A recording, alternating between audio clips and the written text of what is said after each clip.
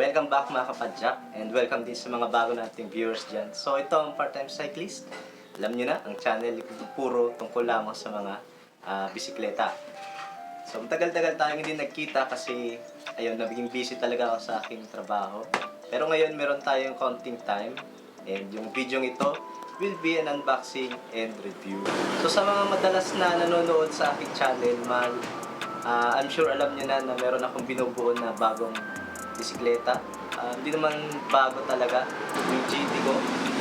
So kung hindi nyo pa napanood yun, meron akong link dito. Naging challenge sa akin ang pag-repair ng bike na yun kasi napakahirap kapag wala kang matinong stand.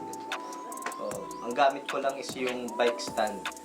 Alam nyo kasi mga kapadyak, iba pa rin kapag meron kayong bike repair stand. Yung paglalagyan nyo ng mga piyesa ng bike mo o yung mismong sira mong bike, pwede mong ilagay doon. Maganda yung parang meron kang extra hand kapag nagre-repair.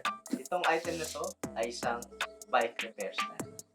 So, dito sa video ito, susuriin natin, titingnan natin kung gaano ba kaganda itong bike repair stand na nabili ko.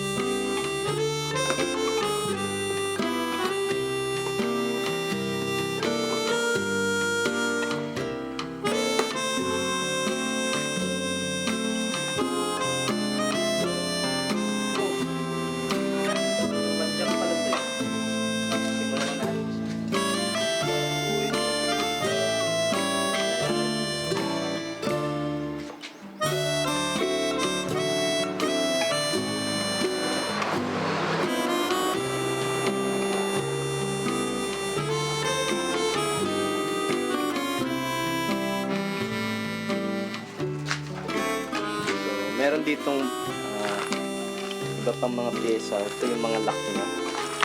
Pati yung kanyang thread. So, meron siyang kasamang, hindi ko alam kung anong size nito. Parang 5mm ata na alloy wrench.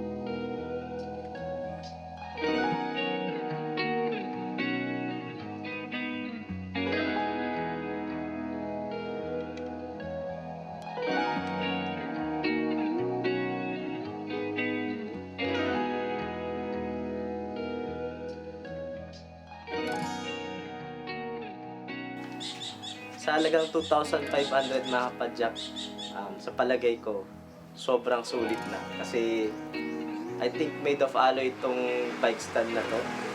And, parang ginaya siya dun sa part tool na bike repair stand. Kaya nakakatawa. And lalo na ito. Ayan. Napakaganda ng kanyang kapit sa bike. And hindi siya yung gumaganon din. Hindi siya yung maluwag. Talagang kumakapit talaga yung kanyang lock. Sa palagay ko, magandang investment ito para sa akin and para sa iyo din mga kapadyak. So kung wala kang pang ganito, sa palagay ko, matutuwa ka kapag nagkaroon ka nito. Kasi malaking tulong na meron kang bike repair stand. Hindi katulad nung una kong ginagamit na bike stand lang talaga. So, napakahirap kumpuni ng bisikleta kapag yun lang gamit. Hindi katulad nito, ayan, pwede kang umikot-ikot, naka-elevate yung iyong bike, and mas madali mong makikita yung mga dapat mong kumpunihin na pyesa. So, sa kanyang mga knobs, napansin ko naman, madali naman siyang pihit, and pati yung kanyang mga rubber locks, napakaganda. Yung plastic, maganda din. Hindi siya mukhang babasagin, and mukhang matibay naman. Dito lang sa part na to, yung naglalak, medyo tricky kasi kailangan mo pang hawakan itong kanyang metal nut para ma-adjust yung higpit nitong nagkakapit sa bisikleta. So, malaking tulong din na merong parang tray dito, or at tray na pala talaga. So, magandang meron kang paglalagyan ng tools mo. So, hindi mo na kailangan pumunta sa toolbox para abutin yun or hanapin yung tools. So, dito pwede mo nang ilagay yung mga Allen wrench mo, yung cable cutter, sari-sari, mga tornilyo, ayan. So, hindi mo na kailangan lumayo pa. Nandito na sa bike repair stand. So, okay na okay yan para sa akin. And, of course, yung kanyang tripod. Ayan. Teka, pakita ko lang. Yung kanyang tripod, mga kapadyak, napaganda ng pagkakatayo. Ayan. Ayan. So, medyo gagalaw siya, pero ramdam mo na hindi siya basta-basta tutumba. Kasi napakalaki ng kanyang buka. So, planted na planted talaga siya sa ground. So, ayun, sabi ko nga, 2,500 itong bike stand na to. Sa palagay ko, wala ka nang mahanap na bike stand na ganito ka-sturdy or katibay. And sa palagay ko, sulit na yun sa pera na binayad ko.